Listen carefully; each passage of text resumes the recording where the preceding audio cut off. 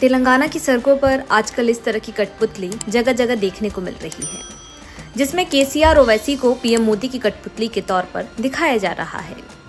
इस तरह की कठपुतली और पोस्टर कांग्रेस पार्टी की ओर से विरोधियों पर तंज कसते हुए जारी किए गए हैं। कांग्रेस की ओर से इस तरह के पोस्टर में दोनों नेताओं को कठपुतली की तरह क्यों पेश किया जा रहा है और इसके पीछे की सियासी कहानी क्या है, ये जान लेते हैं। तो सबसे पहले बात करते हैं ओवैसी की पार्टी AIMIM की। संसद के अंदर और बाहर बीजेपी पर सबसे ज्यादा तीखा हमला करने वाले ओवैसी जब तेलंगाना में चुनाव प्रचार करने जाते हैं तो उनके निशाने पर कांग्रेस पार्टी आ जाती है। और इस बीच आश्चर्य की बात तो ये है कि जो ओवैसी पूरे देश में चुनाव लड़ने जाते हैं और राज्य की ज्यादातर सीटों पर अपने उम्मीदवार उतारते हैं, वो ओवैसी अपने ही गृह राज्य तेलंगाना की 119 सीटों में से सिर्फ 9 सीटों पर चुनाव लड़ रहे हैं और इनमें से भी 7 सीटें वो हैं जो उनका गढ़ मानी जाती हैं, यानी हैदराबाद की 7 सीटें।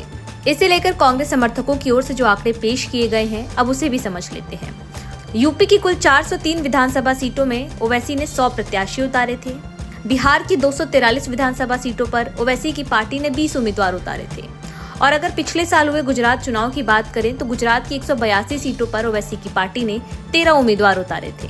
और अब इन्हीं आंकड़ों के आधार बनाकर कांग्रेस पार्टी ओवैसी पर निशाना साध रही है कि वो तेलंगाना में वोटों के बंटवारे से बचने के लिए और बीजेपी और BRS की मदद करने के लिए अपने ही गृह राज्य में कम सीटों पर जानबूझकर कम उम्मीदवार उतार रहे हैं। विपक्ष के हर नेता पर कोई ना कोई केस है।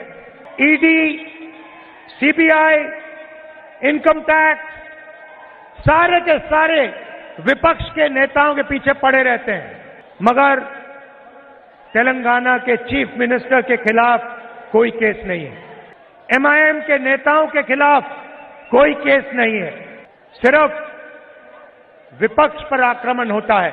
नरेंद्र मोदी जी अपने लोगों पे कभी आक्रमण नहीं करते हैं। वो आपके चीफ मिनिस्टर को और MIM को अपना मानते हैं, इसीलिए इन लोगों पे कोई भी केस नहीं है। भ्रष्टाचार के सब रिकॉर्ड तोड़ दिए, मगर ED, CBI, इनकम टैक्स कोई केस नहीं। तेलंगाना में ओवैसी का कम सीटों पर चुनाव लड़ने से किसे फायदा होगा, अब इसे समझ लेते हैं।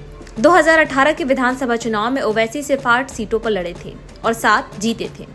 अब तक उनके इस फैसले का फायदा BRS को होता आया है। ओवैसी का BRS से भले गठबंधन ना हो, लेकिन वो अपनी सीटों के अलावा बाकी पर BRS को जिताने का आह्वान कर रहे हैं।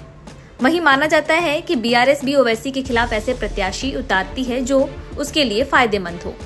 दरअसल तेलंगाना में BRS के रेस में बने रहने के पीछे की वजह है यहाँ का मुस्लिम वोट। तेलंगाना में M फैक्टर काम करता है। M का मतलब मुस्लिम वोटर। राज्य में 13% मुस्लिम वोटर हैं। तेलंगाना में 45 सीटों पर मुस्लिम निर्णायक भूमिका निभाते हैं, लेकिन अपने ही गृह राज्य में ओवैसी ने अच्छी खासी मुस्लिम आबादी होने के बाद भी जिस तरह कम उम्मीदवार उतारे हैं, उसे लेकर कांग्रेस पार्टी को एक बार फिर निशाना साधने का मौका मिल गया है।